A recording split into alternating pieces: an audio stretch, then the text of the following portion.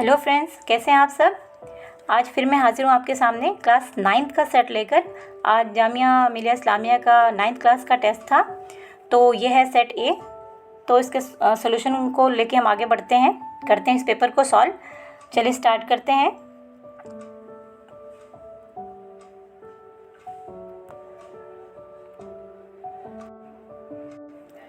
तो first question है, हम साइंस से स्टार्ट करेंगे।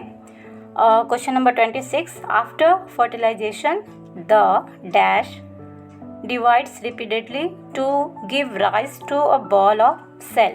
इसका राइट आंसर है सी। नेक्स्ट देखते हैं।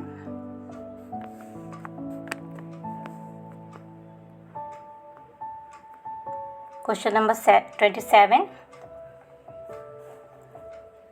कुछ पौधों की जड़ों की गांठों में नाइट्रोजन स्थिरीकरण करने वाले जीवाणु होते हैं, उन्हें कहते हैं, क्या कहते हैं।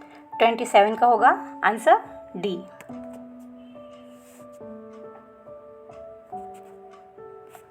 आगे बढ़ते हैं। Question number 28, which among the following statement is not associated with food preservation. Right answer is, निम्नलिखित में से कौन सा कथन खाद्य संरक्षण से जुड़ा नहीं है। बी।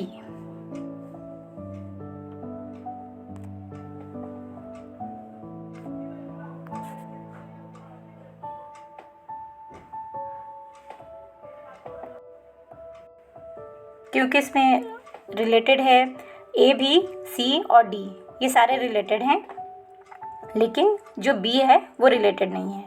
ठीक, आगे बढ़ते हैं। रेयॉन के मुकाबले नायलॉन के लाभों में से एक है कि नायलॉन क्या सिकुड़ मुक्त है, में लोच कम है, प्राकृतिक फाइबर है या विद्युत का सुचालक है। Is wrinkle free, has low elasticity. इसका राइट आंसर होगा ए। आगे बढ़ते हैं। क्वेश्चन नंबर 30 है, which of the following is responsible for wearing out of bicycle tyre. इसका राइट आंसर होगा सी, फ्रिक्शन फोर्स।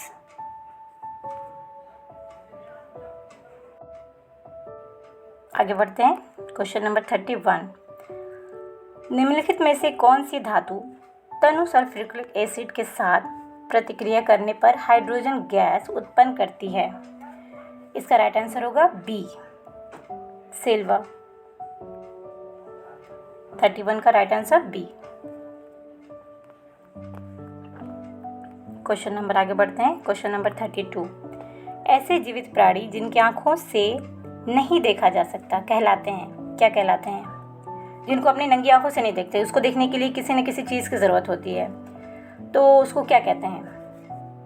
बस सी, बहुत छोटे हैं, ये आप अपने मतलब सीधे सीधे आंखों से नहीं देख सकते। जैसे हम ये पेन, बुक ये सब देख पाते हैं, लेकिन इन चीज़ों को हम अपनी आंखों से नहीं देख पाते। इसको देखने के लिए किसी न किसी गैजेट की ज़रूरत होती है। आगे बढ़ते हैं। क्वेश्चन नंबर 33,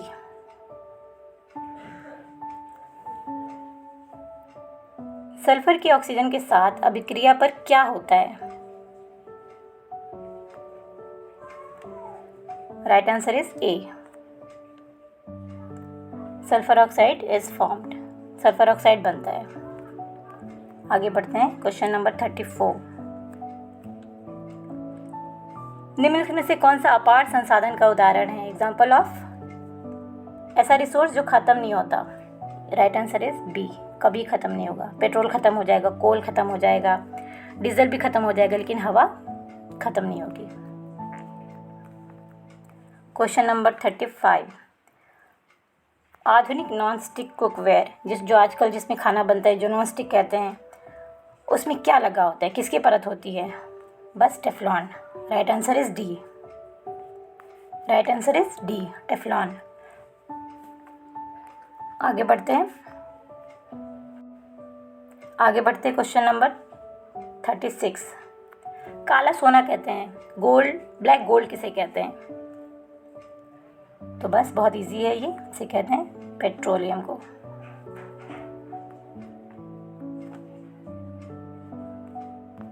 आगे क्वेश्चन देखते हैं 37। किसी ईंधन की क्षमता किसके द्वारा प्रदर्शित होती है? The efficiency of a fuel is expressed in term of its what? 37 का राइट आंसर होगा बी।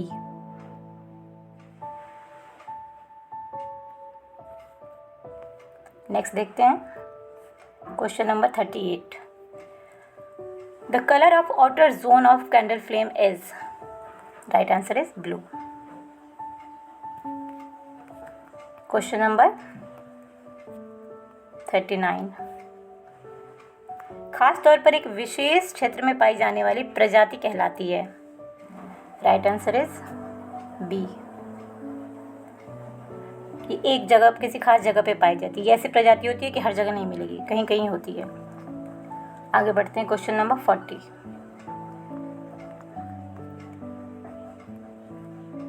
हार्मोन्स रासायनिक पदार्थ हैं जो निकलते हैं,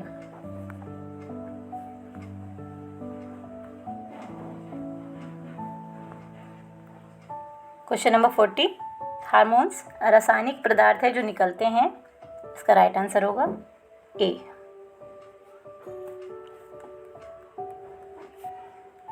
क्वेश्चन नंबर 41। बिजली चमकने के प्रभाव से मकानों को बचाने का यंत्र है,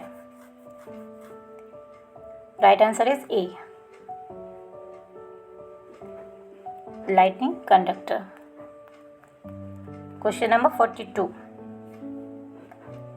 which of the following is not the effect of global warming? Global warming का प्रभाव नहीं है, राइट आंसर इज ए। ए क्योंकि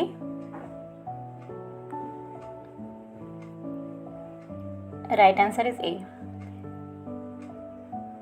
क्या पूछा है क्वेश्चन? इज नॉट इफेक्ट, क्योंकि राइज इन सी लेवल ये है, बी है, तो सब है, तो क्या नहीं है? तो ये नहीं है, तो right answer is A. Next question है हमारा 43। Are responsible for the transfer of, अरे ये तो आसान क्वेश्चन है, इसका आंसर होगा ए। बार बार क्वेश्चन ही पूछे जाते हैं, क्वेश्चन ये वाले क्वेश्चन एग्जाम में बार बार आते रहते हैं। Chromosomes, right answer is chromosomes. आगे बढ़ते हैं क्वेश्चन नंबर 44। एक पैरामीशियम स्वयं को 2 संतति कोशिकाओं में विभाजित करक प्रजनन करता है, इस प्रक्रिया को क्या कहते हैं?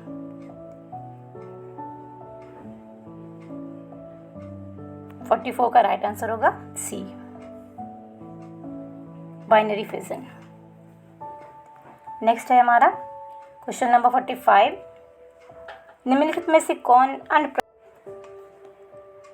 क्वेश्चन नंबर 45 है, निम्नलिखित में से कौन अंडप्रजक प्राणी नहीं है, मतलब कौन अंडा नहीं देता है? तो मेढक, मुर्गी, ये सब देते हैं, ये राइट आंसर होगा इसका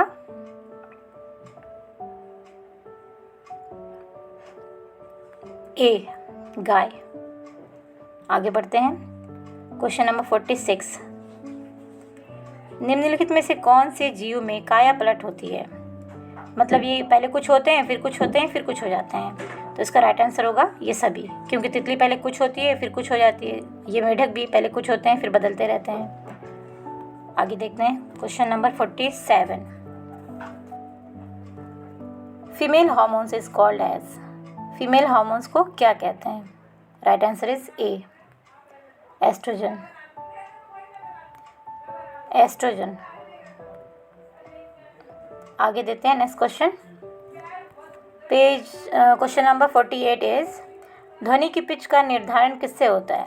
जो हमारा साउंड होता है, pitch of sound is determined by its frequency, A, right answer is A. आगे देखते हैं क्वेश्चन नंबर 49 इज एक स्प्रिंग बैलेंस का प्रयोग क्या मापने के लिए होता है? Spring balance is use for measuring what? Weight, weight नापते हैं, इससे वजन नापते हैं, B, right answer is B. Next question है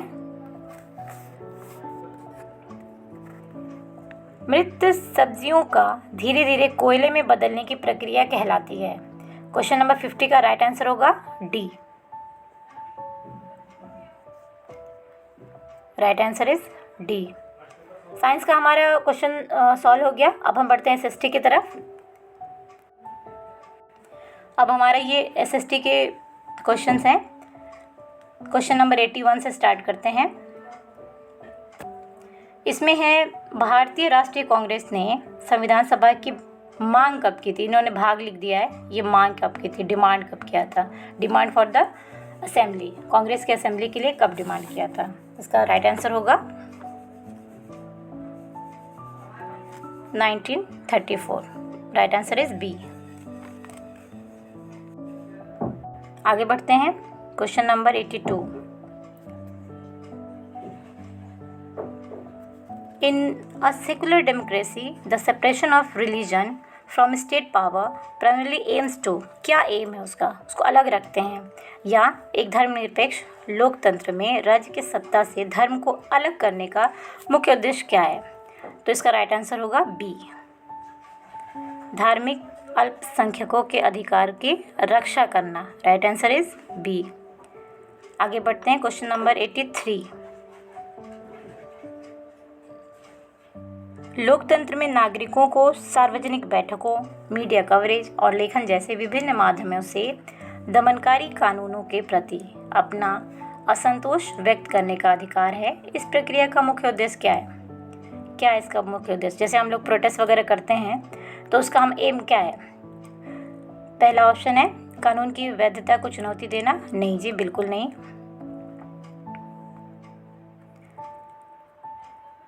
दूसरा ऑप्शन है कानूनों में संशोधन या निरस्त करने के लिए संसद पर दबाव डालना। जी, राइट आंसर होगा बी।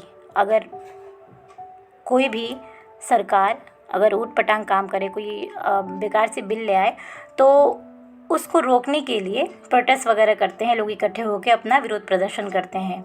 जैसे आजकल किसानों का जो विरोध हो रहा है, तो इसका ये जीता जागता एग्जाम्पल है। आगे बढ़ते हैं।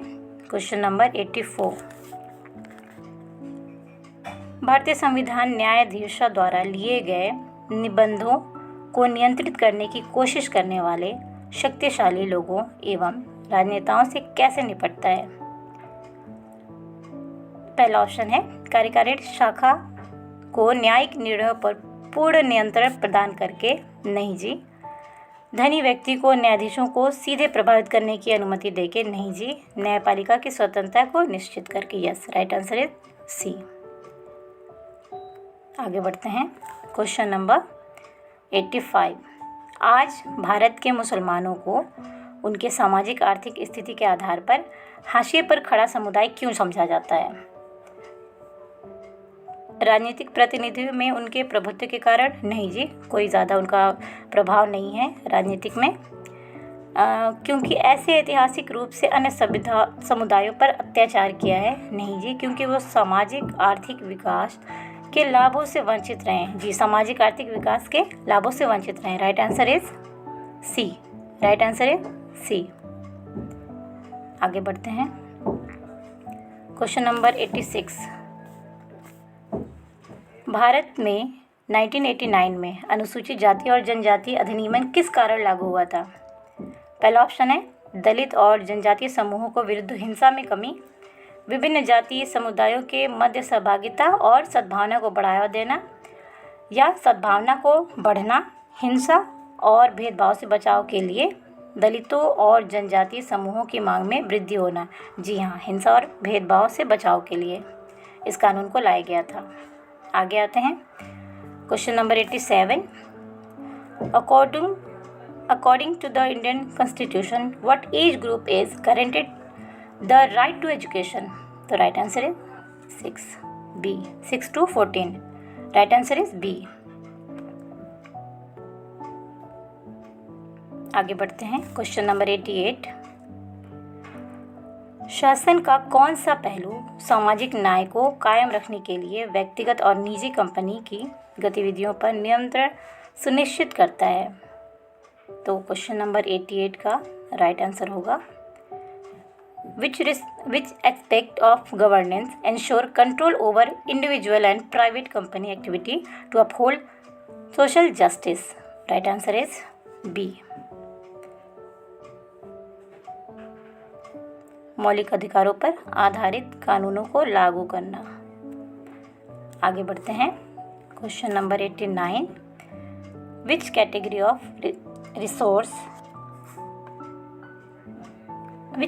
Of resource include solar and wind energy? तो इसका राइट आंसर होगा ए। आगे बढ़ते हैं। क्वेश्चन नंबर 90, कौन सी प्रक्रिया विभिन्न तत्वों के कारण उजागर चट्टानों के टूटने और क्षय का वर्णन करती है? Right answer is B. आगे बढ़ते हैं। Question number 91, which form Latin word is the term? इसमें एग्रीकल्चर शब्द की उत्पत्ति लैटिन भाषा के किन शब्दों से हुई है? तो इसमें एगर एंड कल्चर से हुई है, लेकिन ये दोनों का कोई मैच नहीं है। ये और ये एक जगह नहीं दिख रहा है, तो ये कुछ थोड़ा डाउटफुल है। तो देखते हैं कि इसका क्या रहता है। आगे बढ़ते हैं। हो सके तो इसमें आपको जनरल मार्क्स मिल जाए। आते हैं 92, निम्नलिखित में से कौन सा कथन अर्थव्यवस्था में द्वितीयक गतिविधियों की भूमिका का सबसे अच्छा वर्णन करता है? इसका राइट आंसर होगा ए, पर्यावरण से कच्चा माल निकालना। आते हैं क्वेश्चन नंबर 93 पे। तो क्वेश्चन नंबर 93 में हम देखेंगे, what does population density refer to? Right answer is B. Next question है 94, भारतीय इतिहास के हिंदू, मुस्लिम और ब्रिटिश कालखंडों को लोकप्रिय बनाने का श्रेय किसे दिया जाता है? इसका राइट आंसर होगा ए, जेम्स मिल को दिया जाता है। आगे बढ़ते हैं। 95, भारत के एक बड़े हिस्से पर विचरण करने वाला आखिरी शक्तिशाली मुगल शासक कौन था? तो सबसे ज़्यादा साल तक करने वाला जो था वो अकबर था, लेकिन सबसे ज़्यादा जिसका बड़ा साम्राज्य था वो था औरंगज़ेब। आगे बढ़ते हैं। क्वेश्चन नंबर 96, बंगाल का दीवान नियुक्त होने पर ईस्ट इंडिया कंपनी को क्या भूमिका निभाई? Right answer is B. उसको धर्म से और सांस्कृतिक से और मिलिट्री से कोई मतलब नहीं था, वो फाइनेंशियली हेड होता था। क्वेश्चन नंबर 97, किसने तय किया था कि बहादुर शाह जफ़र आखिरी मुगल बादशाह होगा और उसके परिवार में से किसी को भी बादशाह नहीं माना जाएगा? वो था लॉर्ड कैनिंग। लॉर्ड कैनिंग ने ये अनाउंस कर दिया था कि बहादुर शाह जफ़र के बाद उसके परिवार से उसका बेटा कोई भी राजा नहीं होगा। अगला है क्वेश्चन 98, हेनरी थॉमस कोलब्रुक किसके लिए जाना जाता था? ये जाने जाते थे हिंदुओं के पवित्र ग्रंथों और संस्कृत का विद्वान। Right answer is C. आगे बढ़ते हैं। क्वेश्चन नंबर 99, जातीय व्यवस्था में सबसे नीचे के स्थान पर आने वाले समूहों का पेशा क्या था? जो सबसे नीचे होते थे, पहले होते थे ब्राह्मण, क्षत्रिय, वैश्य और शूद्र। तो जो शूद्र होते थे वो सफाई का काम करते थे, सबसे छोटा काम करते थे, साफ सफाई का कार्य करने वाले मजदूर होते थे ये। क्वेश्चन नंबर 100 है, poverty and in British rule in India किताब किसने लिखी थी? ये लिखी थी दादा भाई नौरोजी ने। तो ये हमारा साइंस और SST का कंप्लीट हुआ। मैथ्स और इंग्लिश के लिए मिलते हैं सेकंड पार्ट में। तब तक के लिए अलविदा।